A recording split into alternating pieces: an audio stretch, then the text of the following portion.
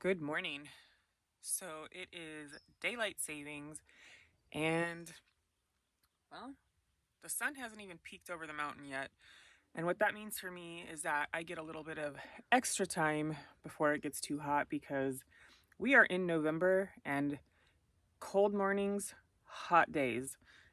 So the goal for today is I need to do something with these tomatoes back here. Now, there's four of them back there. One of them still has quite a lot of tomatoes on it. So I think I'm going to leave that one and let them ripen. And then as soon as they are done, I will pull that one. But I need to get those taken care of. I also have some Brussels sprouts that I need to plant. My plum tree is losing its leaves. So I got to start figuring out a place for that to go permanently because my plum tree that's up here, which is here, and then my peach tree, which is up here, need to be moved to the other peach trees. I already know where the peach tree is going to go, but I don't know where the plum is going to go. So I want to do that. And then I have a couple of other things that I need to plant. I got some lemongrass and I got some peppermint that I'm going to plant in individual planters because, well, the peppermint will take over wherever I put it, and I don't want that to happen. I also got some really cool planter boxes. My husband cleans out a lot of places, businesses that basically fail or go out of business. And sometimes he gets some really cool stuff. And so I found a couple of planter boxes in there that I liked. And then he brought me home a case of mason jars, which is really cool. So I want to find out what I want to do with the planter boxes, where they're going to go. My bees. I have set up the beehive. I originally thought it was going to go in one spot, but then I decided that it didn't meet all the criteria. I originally wanted it in a specific spot behind the house, but because that spot didn't really meet all the criteria for the beehive, I went ahead and found a different spot that I'm going to put it. So I'm going to do that today. And I think I've done enough talking, so I'm going to sit here and enjoy a couple more sips of my coffee and get to dealing with these tomatoes over here.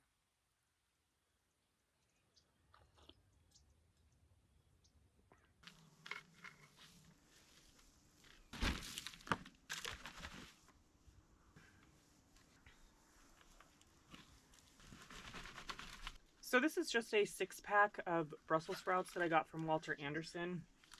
I'm going to put in this bed. I will probably put, I don't know if I can fit all of them in here. And then I will probably take the remainder of these onions because they are not looking so good and put them on the edge of this bed like I did over here.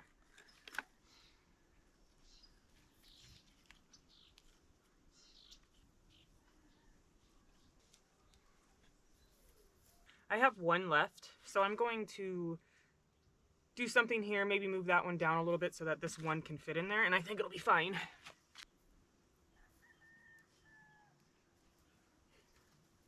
Hi, kitty.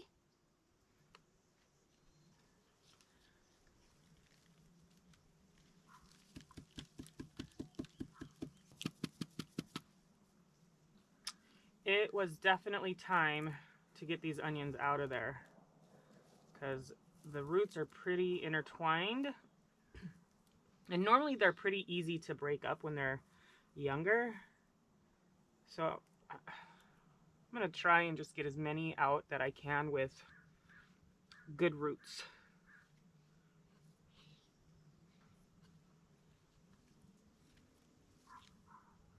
And I'm not saying whether or not this is a good idea.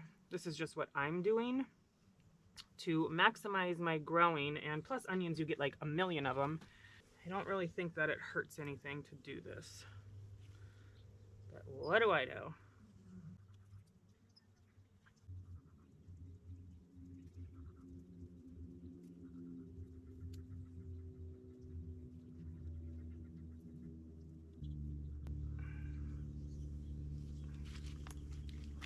Do you want to come in here?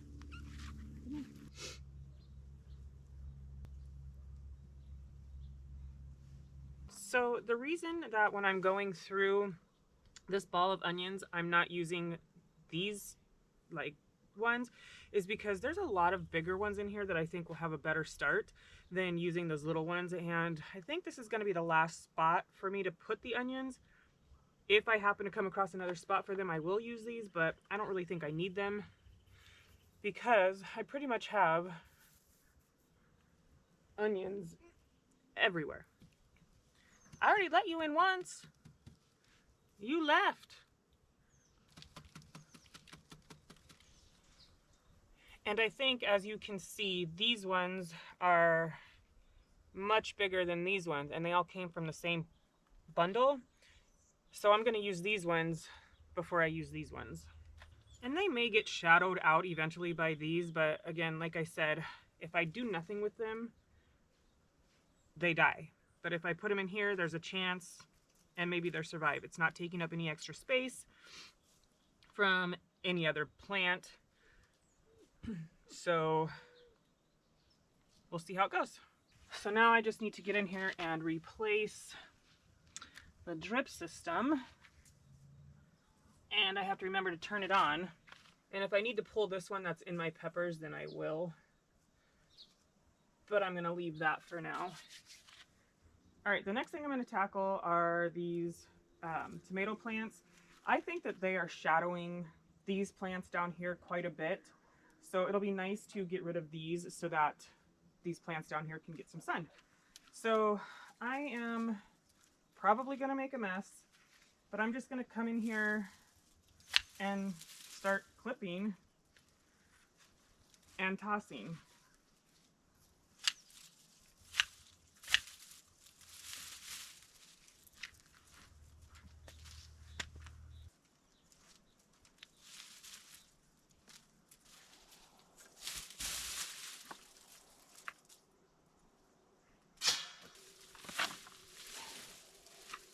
Here comes the turkey.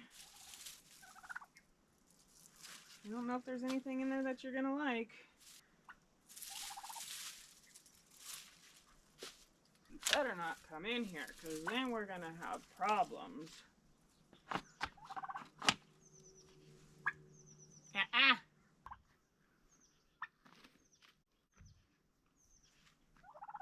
Oh, that's where we're having a problem.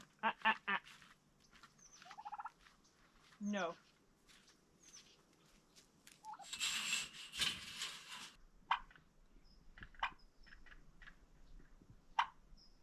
What's the matter, kitty? What do you think of that turkey? All right, I am pretty sure nobody wants to sit here and watch me get rid of the rest of this mess. So I will be back when this is all taken care of.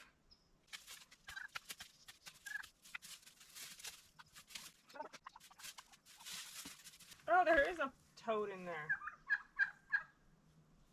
I thought I saw something moving in there and I couldn't find it, and then I just saw this guy, this little toad, sleeping in there. So I'm gonna find a place for him to live where I won't bother him for a long time.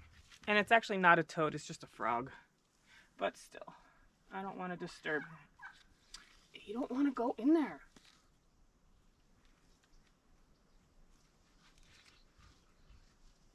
There.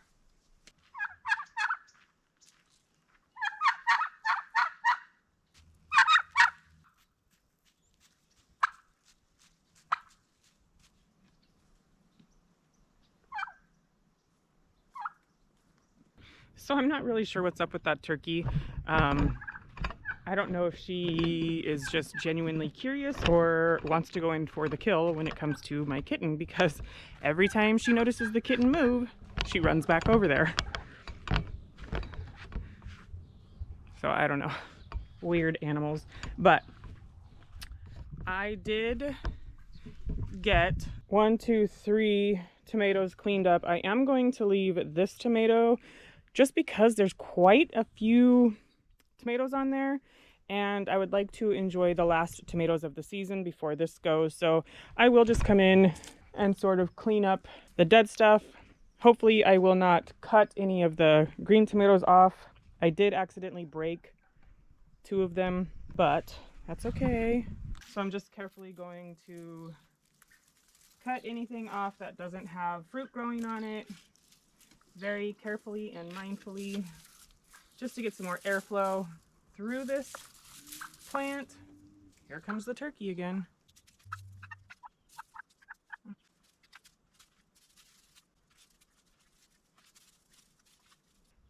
So I think I'm just going to leave that one how it is. Let every one of those tomatoes ripen on the vine, hopefully within the next week or so, and then I can get that out of here. But I do want to show you something that I want to do here with some of these stackable planters.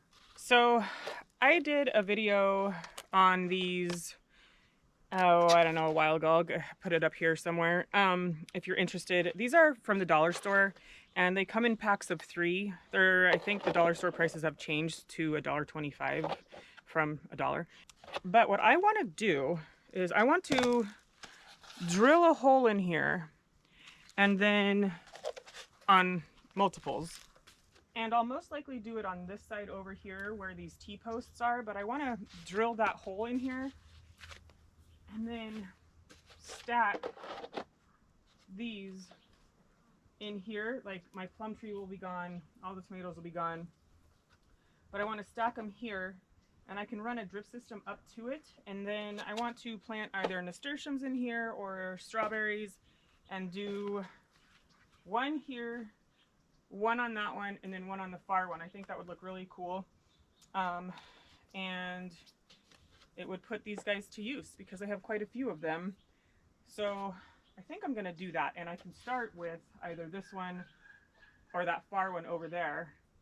All right, so I went ahead and went down to the area that I'm putting the beehive and set it up. What I did was I took 6 cinder blocks and stacked them up so that the beehive actually sits up off the ground, because from what I've heard, raccoons can get into the hive and wait for the bees to fly out, and as they do so, they'll eat the bees as they come out with no threat of being stung. But if you raise it up, then they will have to sort of stand on their back feet and expose their underside, and the bees can then sting them. I don't know, that's just kind of something that I read. So once I had it lifted, I put my baseboard down, and then I put the deep super, the brood super, inside the bottom tray, and then I put a queen extruder on top of that, and then I put 2 medium supers on top of that, and then I put a lid on it, an inner lid, and then an outer lid. So right now there are 3 boxes that are making up the beehive, and it's just going to sit there unless something decides to move in. Not something, but bees. But it is not the time of year, so hopefully from now until the time I get bees in there, I will have some sort of mentor, or just be learning a lot beforehand, so that way I'm ready to go when I get my bees. Now what I'm going to do is I am going to drill a hole in the bottom of these stackable planters. Again, I got these from the 99 or the Dollar Tree, and I have 4 of them here. So, and then I am taking this, I believe this is like 2 1/4 inch circle bit. I don't know what it's called. I don't know the official name for it, but I'm going to replace that drill bit with this drill bit. That is not in there, right?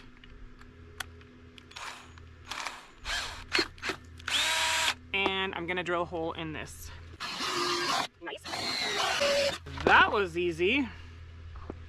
So now I need to get this thing back out, but I'm gonna take the drill bit off. There we go. So now I've got this nice big hole in here, and I am going to stack this over here on my T-post to see how it stacks up. I'll probably have to use some sort of a zip tie or something just for the base here, Who knows, this may not even work.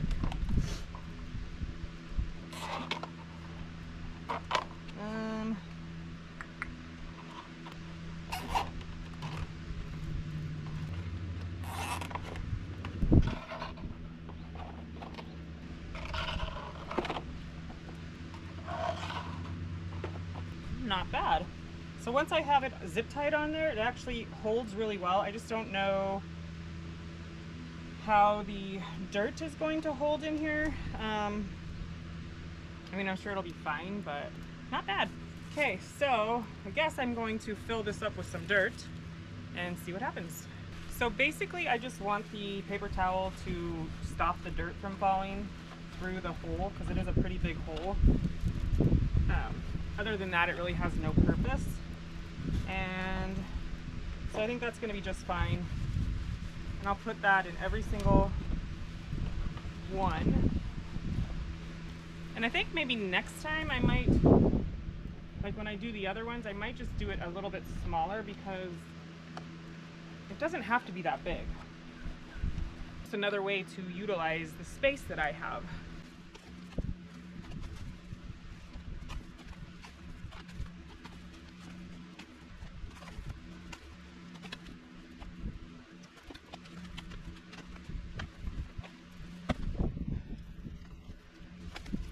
All right, I think I'm going to grab some of the runners from my strawberry plants over there for this one. And then since I am not using this hose anymore, I'm just gonna get a longer hose and just put it up here, and then it will drip through all of this stuff. Okay, I have to compromise because I am out of the 1/4-inch tubing, and I am out of the straight connectors. So what I'm going to do is I'm going to plug 2 of these holes, because they have extra straight through connectors that I need.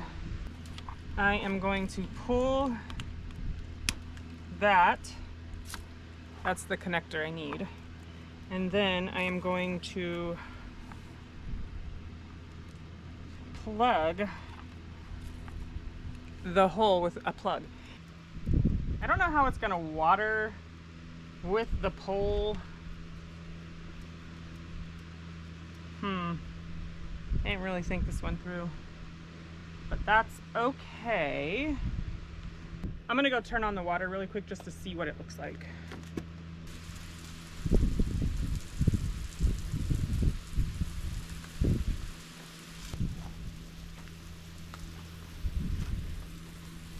So the only problem is that it waters these fine, but then it doesn't get, oh, well that's getting it, but then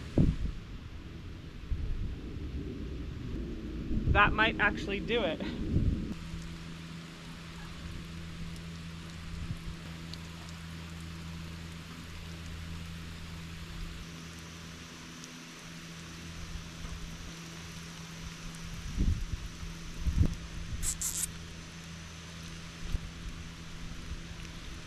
That's the nice thing also about that, is that this probably won't need to be watered as much as the rest of the garden, because it just kind of falls through and I don't want to waste the water. So I can always come in here and just turn this off while I'm watering the rest of the garden. But I'm gonna go grab some strawberry runners.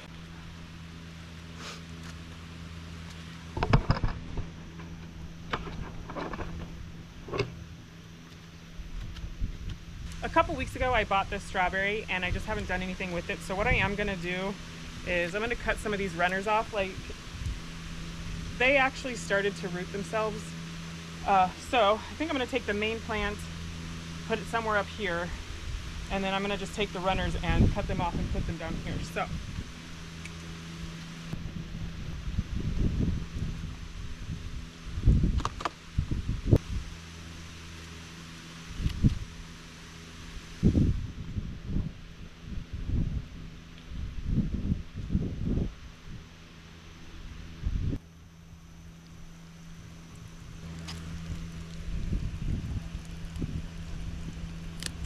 Alright, so that is it for another video. I think I'm going to be pretty pleased with that. I am going to go ahead and shut it off because I don't think it needs any more water. But I just want to say thank you so much for hanging out with me, taking the time out of your day to spend with me. I appreciate it. I can't thank you enough. And I'll see you in the next one. Bye.